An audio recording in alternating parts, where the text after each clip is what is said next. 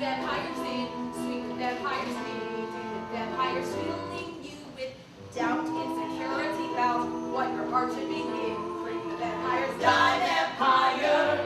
You sketched that turtle you saw in an ad on late night cable TV. Tippy turtle! But your fourth grade teacher said you can't draw. Those vampires won't let you be. Fuck you, Miss Johnson. Word. And when they come run like hell, see those bats in your belfry and call on Van Helsing. In swoosh, in a whoosh, filling you with thoughts of self-consciousness, feelings of worthlessness. They'll make you second guess die vampire. There are so many vampires inside, outside, and nationwide. It helps to recognize them when it's vampire hunting guide.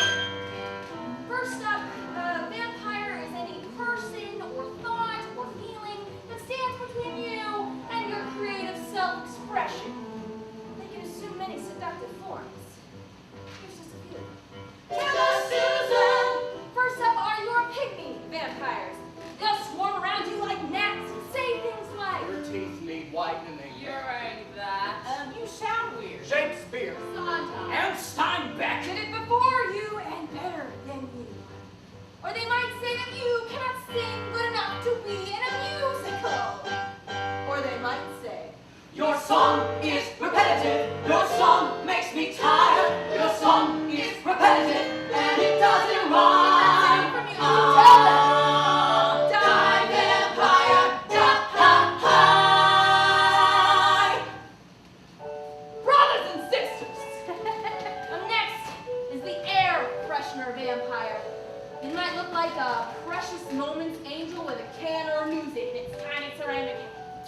But don't be fooled. If it smells something unpleasant in what you're creating, it'll urge you to it with some pine fresh smell ups. The air freshener vampire doesn't want you to write about language Blood. or blowjobs. They want you to clean it up and clean it out, which will leave your work toothless, gutless, and crotchless. But you'll be left with 2 tight paragraphs on things that Jamima would be so proud of.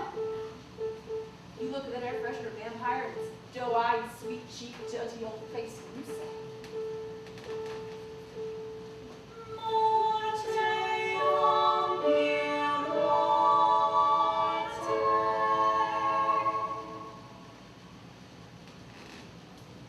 the last vampire is the mother of all vampires, and that is the vampire of despair.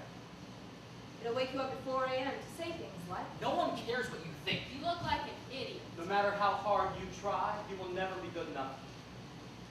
Why is it if a stranger walked up to me on the subway platform and said these things, I'd think he was a mentally ill asshole? But if the vampire inside my head says it, it's the voice of reason.